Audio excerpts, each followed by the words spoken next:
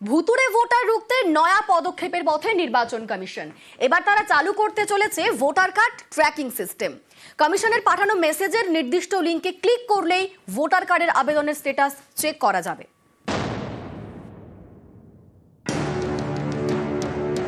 পাসপোর্টের মতো এবার ভোটার কার্ডেও চালু হচ্ছে ট্র্যাকিং সিস্টেম। এর তোড়জোড় শুরু করেছে সিইওর অফিস।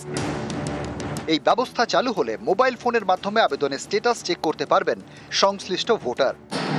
ভোটার কার্ডের জন্য আবেদন করলে নির্বাচন কমিশন আবেদনকারীর মোবাইলে মেসেজ পাঠাবে। মেসেজে দেওয়া থাকবে লিংক। সেই লিংকে ক্লিক করলেই আবেদনের স্ট্যাটাস চেক করা যাবে। জেলা নির্বাচনী আধিকারিকের দপ্তর থেকে আবেদন মঞ্জুর হলো কিনা। আবেদন মঞ্জুর হলে তথ্য যাবে কলকাতার প্রেসে। সেখানে ভোটার কার্ড ছাপা হবে। সেখান থেকে যাবে জিপিও থেকে স্পিড পোস্টে আবেদনকারীর ঠিকানায়। এসবই ট্র্যাক করা যাবে। শুধু তাই নয়, কবে আবেদনকারীর ঠিকানায় ভোটার কার্ড পৌঁছলো, ভোটার কার্ড কে গ্রহণ করলেন, এই সব তথ্য এবার ফোনে পেয়ে যাবেন আবেদনকারীরা। সিইওর দপ্তর মনে করছে এর ফলে ভোটার কার্ড বেহাত হয়ে গেল কিনা তা সহজেই জানা যাবে। ফলে ভুতুড়ে ভোটার আটকানো যাবে। এই ভুতুড়ে ভোটার সংখ্যা জানতে সেপ্টেম্বর থেকে নতুন নিয়ম চালু করছে সিইওর দপ্তর।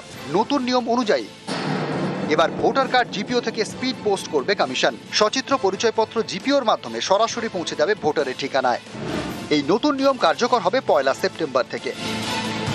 এর পাশাপাশি এবার ভোটার কার্ড ট্র্যাকিং সিস্টেম চালু করছে কমিশন। এখন যেমন পাসপোর্টের জন্য আবেদন করলে তার স্ট্যাটাস চেক করা যায়, রাজ্য সরকারের প্রকল্প লক্ষ্মীর ভান্ডারের স্ট্যাটাস চেক করতে পারেন আবেদনকারীরা। এবার তেমনই ভোটার কার্ড ট্র্যাকিং সিস্টেম।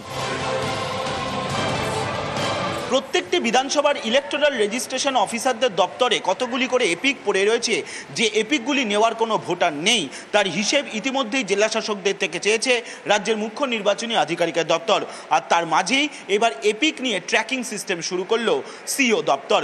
উদ্দেশ্য একটাই, যাতে ভুতুড়ে ভোটার আটকানো যায়। ক্যামেরা সুমন বোসের সঙ্গে সোমরাজ বন্দ্যোপাধ্যায়, নিউজ 18 বাংলা, কলকাতা।